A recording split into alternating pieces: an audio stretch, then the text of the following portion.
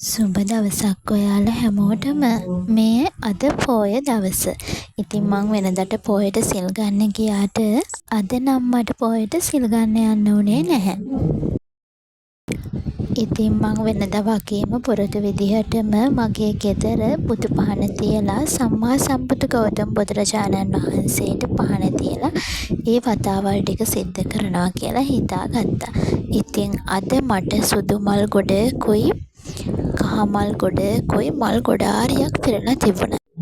ඉතින් මං ටිකක් වෙලාව අරගෙන මේ විදියට ලස්සනට මල් වට්ටිය හැදුවා.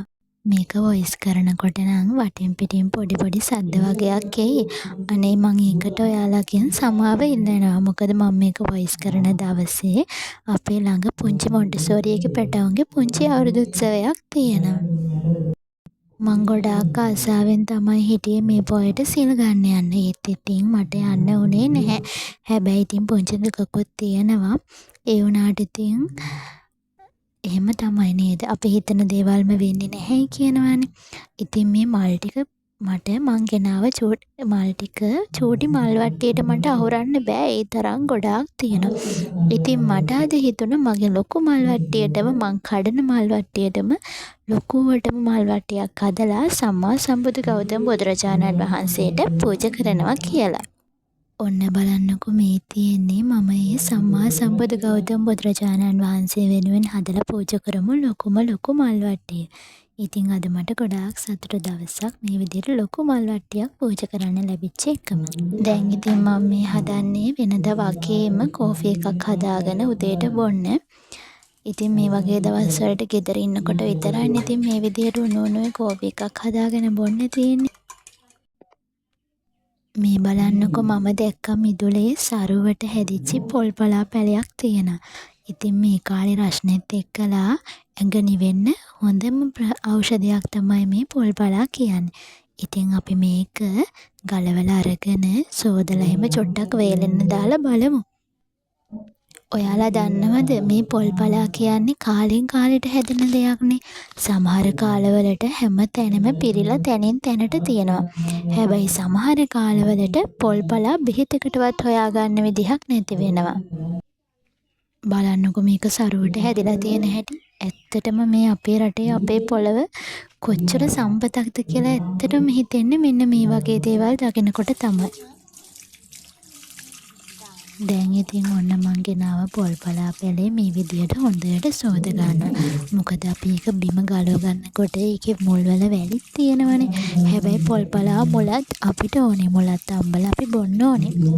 ඉතින් ඒ නිසා මේ විදියට හොඳට සෝදගෙන ඊට පස්සේ අපි ඒක චෝටි කෑලි වලට කපලා අවුවට දාලා වේලා ගත්තාම අපිට පුළුවන් හොඳම රස පොල් පලා පානයක් ගන්න. ඉතින් මේක සෝදනකොට මට හිතුණා මං අර කලින් කිව්වේ වගේ පොල් පලා කියන්නේ එක කාලෙකට තියෙනවා එක කාලෙකට නැති වෙනවනේ. ඉතින් අපිට පුළුවන් තියෙන කාලෙට මේ විදිහට ගලවලා සෝදලා හොඳට කපලා වීරලා බාස්කට් එක දාලා තිබ්බොත් අපිට නැති කාලෙටත් අරගෙන බොන්න පුළුවන්. ඉතින් මට හිතුණා මේ සැරේ නම් එහෙම කරන්න ඕනි කියලා. දැන් මේක නම් මං අදට විතරයිනේ හදාගත්තේ. ඉතින් මේ ක්‍රමය කරන්න පුළුවන්ද කල් තියාගන්න පුළුවන්ද කියලා බලලා අනිත් පොල් පලා පැල ටිකත් ගලවලා ඒ විදිහට හදාගන්නවා කියලා මං හිතුවා.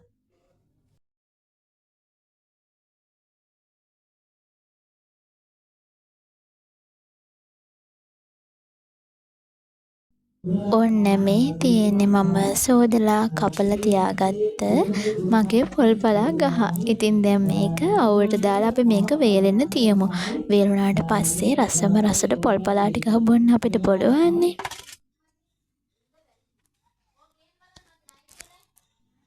ඉතින් දැන් මම මගේ මේ දවල් කෑම එක ගන්න තමයි හදන්නේ. අද දවල් කෑමට වැටකොළු පොතු සම්බෝලෙකුයි චිකනුයි කෙසෙල් මුව බැදුමකුයි පපඩනුයි එක්කලා කොස්තම්බල තිබුණා. ඉතින් මේ ටික තමයි අද මගේ දවල් කෑමට මං ගත්තේ. හරිම රසට තිබුණා මේ කෑම එක. දැන් ඉතින් අතුරුපසට පොඩි කොමඩු කෑල්ලකුත් කාලා මෙමුකෝ අපි. අලුතෙන් ගෙනාව මහන මැෂිමේ හාහපුරා කියලා මහගත්තු කොට්ටෝරාය තමයි මේ තියෙන්නේ. ඉතින් මට ගොඩාක් සතුටුයි.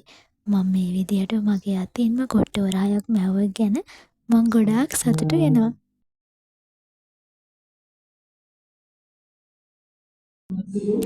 ගෙදර වත්තෙන්ම ගලවගෙන ආපු පොල් පරා පඳුර සෝදලා වේලලා දැන් මම මේ විදිහට බෝතලයකට දාගත්තා.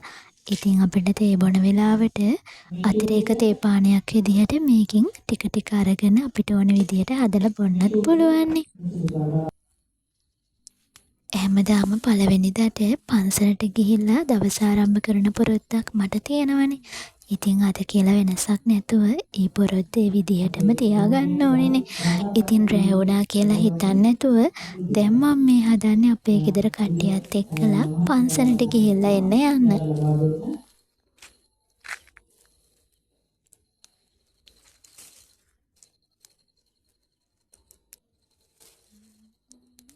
ඉතින් හාහපුරා කියලා හදාගත්ත පොල් පලා ටිකෙන් ගිලන්පස පූජාවක් කරන්න තමයි දැන් මම මේ හදන්නේ.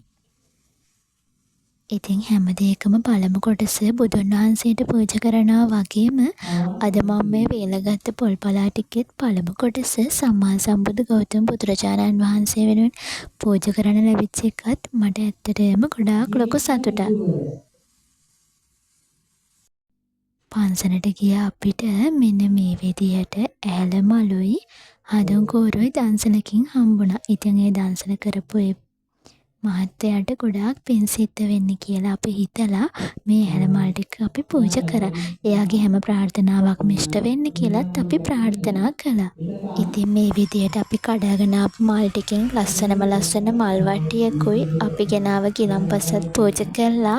අද දවසේ ආරම්භ කරන අපේ අලුත් මාසය සාර්ථකව නිරෝගීව ගත කරන්න අපිට අවශ්‍ය ශක්තිය ධෛර්යය ලබා දෙන්න කියලා මේ විදිහට බෝධි පූජාව සිද්ධ කළා. මම පන්සලේදී නම් ගොඩක් වීඩියෝ කරන්න කැමති කෙනෙක් නෙවෙයි නිසා පන්සලේ වීඩියෝ කරන එක එතනින් ඉවර කළා. ඉතින් සුපුරුදු විදිහටම විශ්වයටත් ස්තුතිවන්ත වෙන ගමන් අද දවසේ මගේ වැඩ කටයුතු මං ඉවර කළා. එහෙනම් මං ගිහිල්ලා එන්නම්. ඔයාලා හැමෝටම වෙනද වගේම ගොඩාක් ස්තුතියි මාව අහන් හිටියටයි මාව බලන් හිටියටයි.